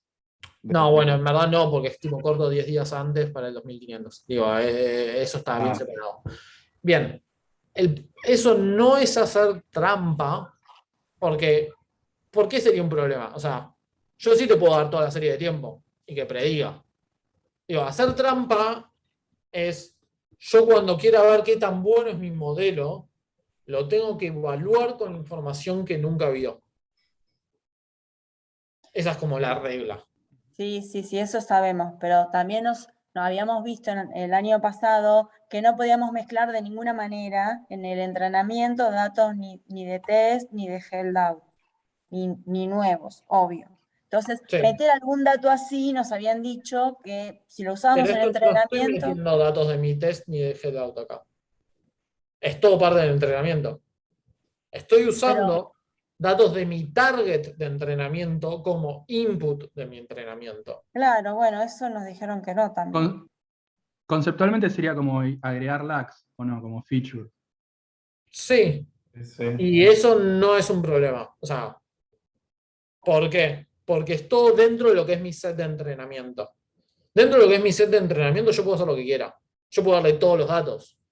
Digo, es Perdón, o sea, información. lo que Laura está hablando es de data leakage, específicamente. Eso. Pero no es data leakage igual acá en este caso, porque cada fila no va a haber la siguiente fila. Pero para aclarar un poco más. Digo. Sí, ahí entendí. Sí, acá como que nada de lo que es mi test o cosas de ese estilo lo estamos usando más adelante. Ahora, esto es una serie bastante regular. No, Sí. Digamos, si yo uso hasta 2500 para entrenar, si la serie fuera divergente, ponele, porque hay un cambio de temperatura global, eso no lo registraría el modelo. Seguiría persistiendo probablemente en modelar lo mismo, la misma estructura que encontró antes. Si esto fuese la cantidad de vuelos en avión que hay por año, por día, ¿no? y de golpe hay un COVID y deja de haber vuelos, esto va a querer, y lo entrené solo con datos antes de COVID, sí, va a funcionar mal. Una de las hipótesis que hay detrás de todos estos modelos es los valores futuros se saben a partir de valores pasados. Lo que determinan los valores futuros es la información de valores del pasado. Si valores futuros dependen de cosas que no sean de los valores del pasado, o que el valor del pasado no tiene información suficiente para decir de cuáles son los valores del futuro, esto no funciona. Hay un COVID y entrenaste con datos previos a COVID, no vas a poder predecir cuántos vuelos hay. Bien. Vas a tener que modificar el modelo específicamente a partir de eso. ¿Cómo? Bueno, hay métodos que miran la causalidad. Hay un método que se llama de impacto causal impact, de Google, que sacó hace, creo, 2019 o 2018, que te sirve específicamente para medir qué efecto tienen determinados eventos, y a partir de eso uno puede modificar las predicciones. Pero si uno no tiene forma, sí. Es medio unas limitantes, no sé, caso, ahí está, pusieron en el paper. Si uno, por ejemplo, quiere predecir el valor de Bitcoin y alguien sale y, no sé, China decide prohibir Bitcoin, va a caer el valor. Y eso no depende de valores pasados. Y a menos que China haya decidido prohibirlo justo en un momento en base a cierta periodicidad o algo, que no, creo que no es el caso. Igual te digo que lo de China ya pasó como 10 veces. Ok, bueno. A menos que esas 10 veces hayan pasado con periodicidad, por más de que ya haya pasado, el modelo tipo no le es fácil poder detectar eso. En ese caso puedes hacer algo parecido a lo que hacían, lo que dijiste con los feriados, como que pones una condición o algo, si por ejemplo, si China está prohibiendo el Bitcoin en el momento, ¿se lo pones al modelo así? O... Sí, no sé si sería eso específicamente, porque la idea de un feriado es que, no sé, ese día es distinto. Esto sería más no sé, o sea, no sé tanto de Bitcoin como para decir de qué tanto a futuro puede afectar que China haya decidido hacer esto, pero tal vez no es ese día cae y ya está, sino que la medida de China puede tener un impacto en varios días en adelante a partir de ese momento. Por eso decía lo Claro, del entiendo. cosas más tipo outliers sería, no sé, justo pasó algo que subió un montón y ese día sube y después sigue todo normal. Elon Musk salió a hablar bien de Bitcoin o alguna cosa así. Bien, esas son las convolucionales. Para las LSTMs es todo muy equivalente la forma, porque PyTorch funciona equivalente de forma muy similar. Toda la parte de preprocesamiento de la serie de tiempo es igual. Está la normalización, está la parte de separar esto de los 30 casos y predecir algunos a futuro. Para armar la LSTM es algo muy, muy simple. Le decimos cuál es el input, cuál va a ser nuestro como output, y le aplicamos una capa de LSTM y después una capa lineal. La LSTM no tiene tantos parámetros como la convolucional, es más directa. La forma de definir esto es todo equivalente. Le ponemos cuál es nuestro optimizer, cuál es nuestra función de loss, y le definimos la cantidad de epochs. Pueden notar, acá puse 10 epochs en vez de 100 epochs que le había puesto en la convolucional. ¿Por qué es eso? La LSTM tiene un montón de cosas dentro de cada una de las cajitas. Ese montón de cosas son un montón de parámetros. Ese montón de parámetros es mucho tiempo de entrenamiento. Mucho tiempo de entrenamiento es tiempo. Y para mostrarles cómo funciona no hace falta que deje corriendo el programa durante horas. Esto debe haber tardado menos de 5 minutos. Es cambiarle el número para poder modificarlo. Con la cantidad de epochs, acá pueden ver cómo va modificándose el error. Obviamente deberían correrlo hasta ver que el error es suficientemente chico para lo que ustedes consideran chico para determinado problema. Después se pueden generar las predicciones exactamente de la misma forma y obtenemos el plot. Bien, Prophet funciona un poco distinto. ¿Tengo una pregunta? Sí. ¿Keras tiene el STM? ¿Cómo? Keras. Sí. ¿Tienes el STM también? Sí. Ok. Sí, tenés también una combinación de redes convolucionales con LSTM. ¿Cómo? Ah, buenísimo. Tenés un con LSTM también. Sí. Keras es TensorFlow, que es, o sea, PyTorch es de Google, es de Facebook, TensorFlow es de Google. Keras es una librería que servía para usar TensorFlow de forma muy amable y muy similar a lo que era PyTorch, y sin tener que definir todo lo que es el tensor y etcétera. Y después Keras fue absorbida o lo metieron dentro de lo que es TensorFlow, y es una forma de usar TensorFlow mucho más amable y que está bastante buena. Si van a usar TensorFlow, les recomiendo usar Keras. Sí, eso es lo que vimos en la materia de redes neuronales. Como Claro. que se fueron directo para Keras. Sí. Sí, porque la primera versión de TensorFlow no era tan amable. O sea, si uno la sabía usar era genial porque podía hacer un montón de cosas, pero a veces uno necesita tocar tantos detalles y está bueno que eres. Bien, por último vamos a ver Prophet. Mismo dataset, mismo todo. Separo train y test.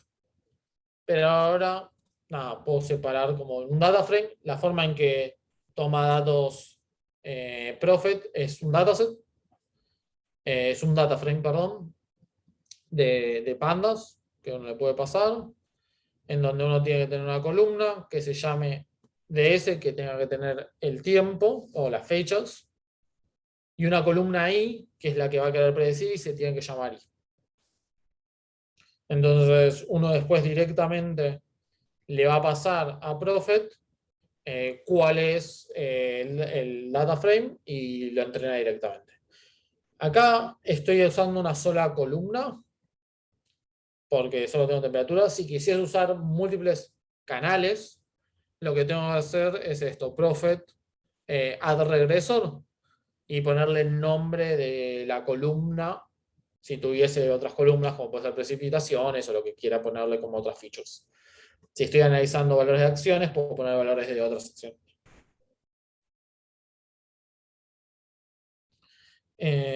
Bien. Después me genero, le digo que me haga las predicciones. Primero, bueno, cuáles son las fechas entre las que voy a querer hacer que me haga predicciones, y le digo que me prediga. Y Prophet te da un montón de cosas. O sea, no solo te dice esta es mi predicción, que es el valor IHAT, sino me da, bueno, cuál es la tendencia, esto que decíamos antes, cuál es como el valor mínimo que espero, cuál es el valor máximo. Porque como es un método estadístico, tiene como márgenes de error, intervalos de certeza. Entonces uno cuando lo plotea, no solo obtiene el valor de la predicción en función del tiempo, sino también obtiene un intervalo de certeza. ¿Cuáles son los valores máximos y mínimos que el modelo esperaba tener? Lo cual está muy bueno porque te da como cierto grado de, bueno, yo no te estoy diciendo 5, la temperatura va a ser 5, porque ¿qué tan bien, qué tan mal está eso? Sino que está usando algo mucho más grande para poder estimarlo. Y así uno obtiene valores de incerteza. También puede obtener, como se dice, aplicarle mean square error o cualquier otra métrica para, ¿cómo se dice? Saber el error, ¿no? Esto de mean square error que estaba acá, para medir el error. Si uno quisiese intervalos de incerteza con redes neuronales, es medio un tema. Para eso uno debería usar cosas como Deep Learning bayesiano. Si les interesa eso, después de la clase me preguntan, pero explicar eso es una hora más de charla y nos vamos de tema. Así que mejor recomendarles ciertos contenidos. Trabajé un tiempo con redes bayesianas y les puedo recomendar algunas cosas por si quieren ver eso, pero si no, las redes suelen decir la predicción es esta, pero no les da un intervalo de incerteza de qué tan bueno o qué tan mala es cierta predicción. Prophet te lo da y como pueden ver funciona bastante bien. ¿Alguna consulta? Si querían usar holidays, por ejemplo, o cosas, o eso para outliers, le tienen que agregar cuando definen Prophet. Hay un parámetro que se llama holidays que le dicen cuáles son sus feriados y ya está. Es muy, muy simple. Una ¿Alguna pregunta con respecto a la incerteza en redes neuronales y sin entrar en el detalle. Sí. Una de las formas que yo lo había hecho era correr los modelos, porque como los modelos tienen un seteo de pesos aleatorio, los resultados pueden ser que sean ligeramente distintos y por ende las predicciones distintas. ¿Vale eso? Correrlos 50 veces y... Sí, es una forma. No va a ser del todo... O sea, depende cómo funciona tu al azar en el modelo, pero es una forma en donde puedes decir, bueno, entrené muchos modelos, siempre me dio más o menos por acá. Es una forma de tener cierto intervalo de incerteza, que te da ese, no es exactamente este número, sino está dentro de este margen las predicciones que obtuve. Otros métodos que se suelen usar mucho es dropout. Dropout es un método de regularización, pero que también se puede usar en el momento post-entrenamientos y en el momento de predicción, que es apagar ciertas neuronas, decís, y te fijas cómo va variando la predicción. Pero sí, lo que vos decís es otra forma simple y que no requiere tanto procesamiento o tanto trabajo para poder tener un intervalo. Sí. La otra pregunta, ¿estos notebooks están en el campus? Pregunta para Marcelo. Creo que no, pero si no lo están, lo van a estar en breve. Porque Sí, hoy no lo vi todavía. Ok. Si no lo están, ahora se los paso a Marcelo y lo subo.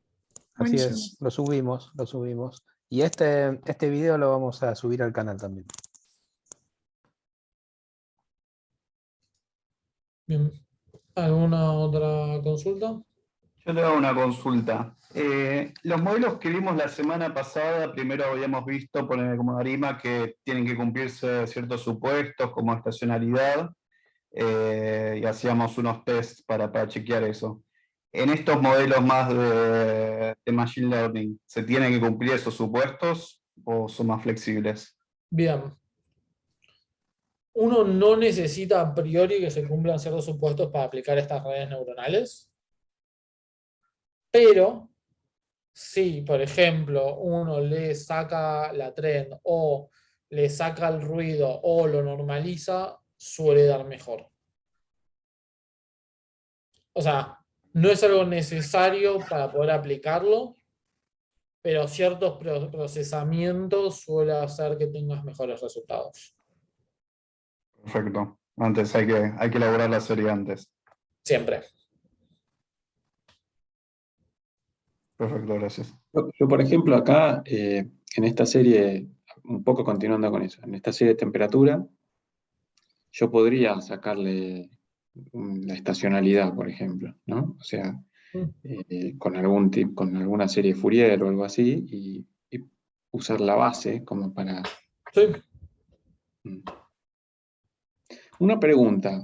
Sí, ¿Los modelos de Machine Learning necesitan toda la serie de tiempo completa o pueden trabajar con, por ejemplo, datos faltantes o algunos puntos de datos que no existen? Bien. No. Las redes neuronales necesitan que el input sea el input. Tipo, no le puedes variar la forma de la cajita.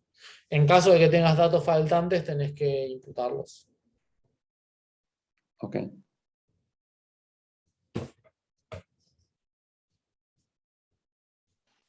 Yo tengo una pregunta de vuelta, es más que nada repetir. ¿Cómo fue el proceso de qué datos se tomaron para entrenar en la convolucional? ¿Sobre qué se predecía? O sea, Bien. dale, no, te dejo explicar. No, sí. Cuando O sea, uno tiene una red neuronal, uno le tiene que definir esto es lo que vas a tener como input y esto es lo que vas a tener como output. El input es lo que va a entrar en las neuronas y en toda la arquitectura, y el output es lo que va a querer predecir. Entonces, no estoy hablando de set de entrenamiento. Set de entrenamiento es todo, sería como en imágenes, que tal vez es más fácil pensarlo, es todas las imágenes, ¿no? Ese es mi set de entrenamiento.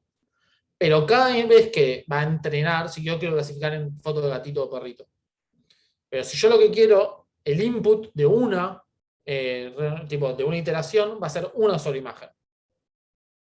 No van a ser todas las imágenes. Bueno, lo mismo pasa con la serie de tiempo. Yo tengo toda la serie de tiempo, pero yo no le voy a dar toda la serie de tiempo. Yo le voy a dar lo que sería como una imagen. Esa imagen son 30 días de información. Y mi clasificación de si es perrito o gatito va a ser que me prediga cómo es la temperatura en determinado día. Ese determinado día es 10 días al futuro. Ustedes pueden elegir, variar en vez de que sean 30 días de información y que prediga 10 días al futuro, que sean 40 días de información, 10 días de información y que me prediga el valor de mañana, de dentro de un año, etc. Ok, pero ahora, vos cuando decís 10 días a futuro, ¿es el día número 10 en el futuro o del 1 al 10? ¿Cómo? Si vos decís, por ejemplo, la que estamos viendo recién, que se veía recién la serie. O sea, cuando vos decís 10 días a futuro, ¿es predecir del día número 1 al día número 10, o sea, toda la serie de ese día, o predecir exactamente cuánto va a ser el valor en el día número 10?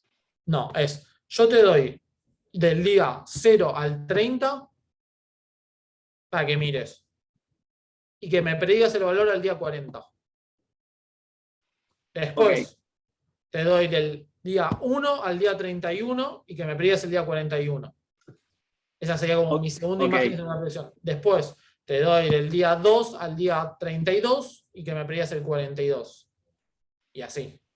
Buenísimo, entonces, para este mismo caso, los últimos 30 días donde yo tengo datos, ¿sí? O sea, los 30 anteriores a donde yo voy a empezar a predecir. Sí. ¿Sí? O sea, voy a usar los 30 días anteriores para predecir el día número 1. Ahora, para predecir el día número 2, ¿qué 30 días se toman en el pasado? No sé si se entiende. Uno necesita cortar como de forma robusta para no estar mezclando información entre train y test. En el sentido de, para predecir el valor del primero, voy a usar 30 días, tipo la misma estructura. 30 días y 10 días al futuro. Y después necesito dividir mi train y test de forma de que no se mezclen. Si en el medio me quedó un bache de días que no puedo usar, me quedó un día de baches que no puedo usar. Joya, está bien, entiendo perfecto. O sea que, por ejemplo, si mi objetivo es 60 días nuevos, yo voy a necesitar, y predecía a partir de 30 días, yo voy a necesitar 90 días, como mínimo en el pasado. Porque voy a tener que correr. Perdón, repetí de vuelta porque me perdí entre las fechas. O sea, si yo tengo que predecir 60 días a futuro, a partir de 30 días, ¿sí? Que el modelo hace eso, le doy 30 días de información y me tiene que predecir 60 días. Sí. O sea, yo no voy a necesitar un gap de 90 días, ¿no? Por lo menos. O sea, mi serie por lo menos va a tener que tener 90 días con el dato de training. Uno no quiere mezclar absolutamente nada. No me parece tan grave meter, o sea, por un lado está metiendo como predicción y en el otro como input. Es medio raro que la red neuronal pueda usar eso como del otro lado, pero para ser 100% metodológicamente correcto, si uno no debería tener ningún tipo de overlap entre entrenamiento y test y es tipo separado. Ok, buenísimo. No, era más que nada, te di algo bien extremo para entender lo que me decías. Perfecto. Gracias. Bien. Qué bueno que quedó claro. ¿Otras preguntas?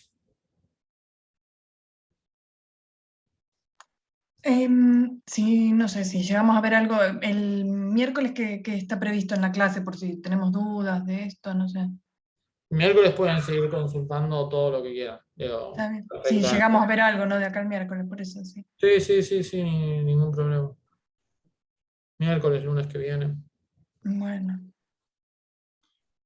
Listo, muchísimas gracias. Genial.